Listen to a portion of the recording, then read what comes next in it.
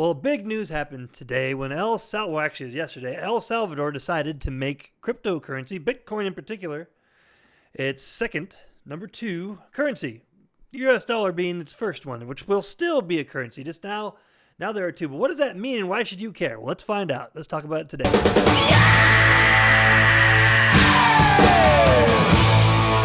We jump into this from the New York Post. El Salvador becomes first country to adopt Bitcoin as legal tender.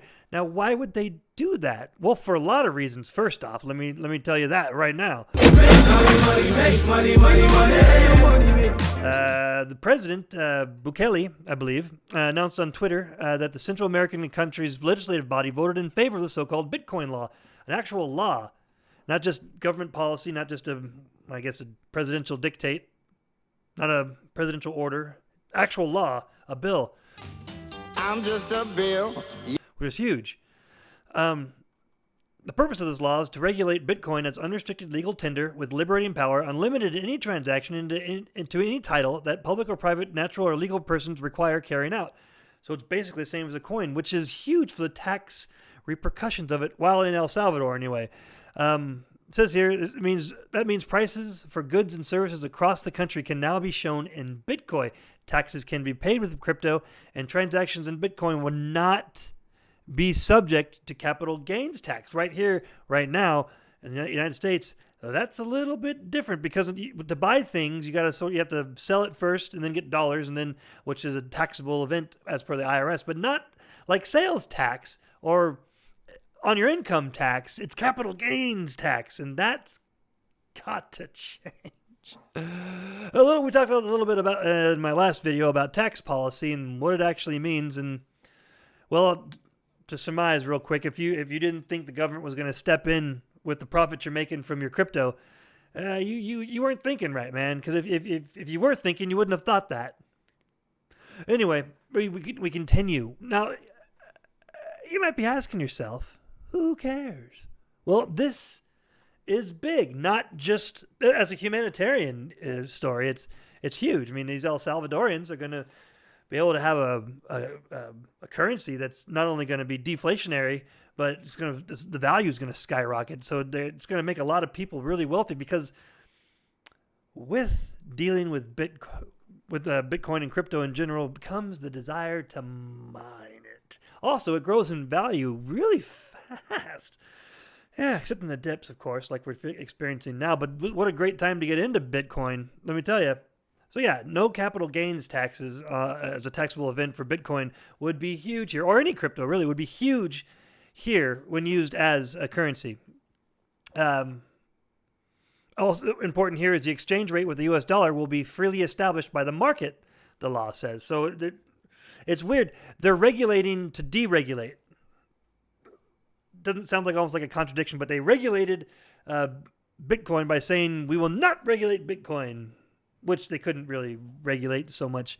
Anyway, not the mining and accumulation of it, but the spending of it, yes. And that's what they intend to not do, which is outstanding. I think we could see if it works. And if it does, go for it. But why? Why? Besides all that, it's huge. El Salvador is not known for its large swaths of highly... Shut your mouth. So it's a poor country is what I'm trying to say. And in that regard, how exactly, if you don't have any Bitcoin, how exactly will the country having Bitcoin become a currency help them out? Well, glad you asked. Turns out that 70% of the people in El Salvador do not have any kind of financial institutions. They don't have a bank account. They have nothing.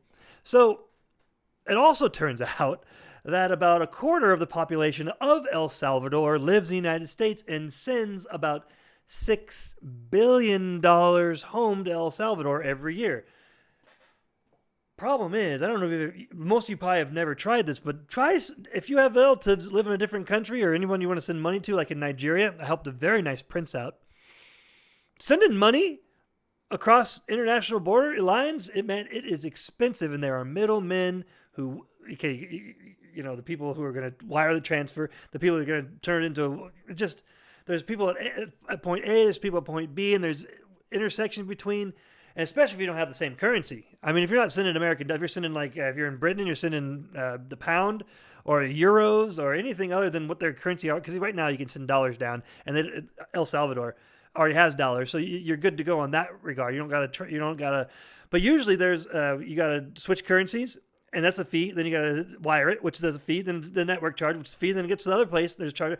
We're talking probably hundreds of millions of dollars being spent every year for that $6 billion to enter El Salvador. So this President Bukele, let me tell you, he's a smart guy, man. He's going to make a lot of people hundreds of millions of dollars every year. That's going to be spread out across his whole country. It's not just going to go to the wealthy elite. It's going to go to the moms and pops and grandmas, the families, the people of El Salvador, because that's who the people in America are sending the money to. Now, I'm not saying whether or not that should be a good thing for the United States. In fact, to be honest, it's probably a bad thing for us, but it's a dang good thing for the people of El Salvador. So he was smart on that score. Not to mention that 70% of people that we talked about earlier, and if you're curious, the population of El Salvador is 6,516,000, and so we're talking about 4.5 million people have no Bitcoin first and no wallet even to hold the Bitcoin in. Well, that's not going to be a problem. We read further that the passage of the law comes after Bukele announced last week that El Salvador has struck a partnership with digital wallet company Strike to build the company's new financial infrastructure, which means the person on the local El Salvadorian person on the street is going to have themselves a digital wallet, which is good for El Salvador. They're going to make a lot of money. Again, like I said, the government's always going to step in. There's going to be a tax somewhere. It's just what kind of tax and when that tax liability gets assessed. That's important. El Salvador's doing the right thing, but they're still going to step in and take their money. They're going to get that money. I won the money. And they're going to, they're going to have suddenly 4.5 million more people. Let's say only 3 million take advantage of it. They're going to have about 3 million people, so millions of people anyway, that are not going to be participating in the financial structure of the country, which means they're going to be paying taxes, which means the tax revenue is going to go up.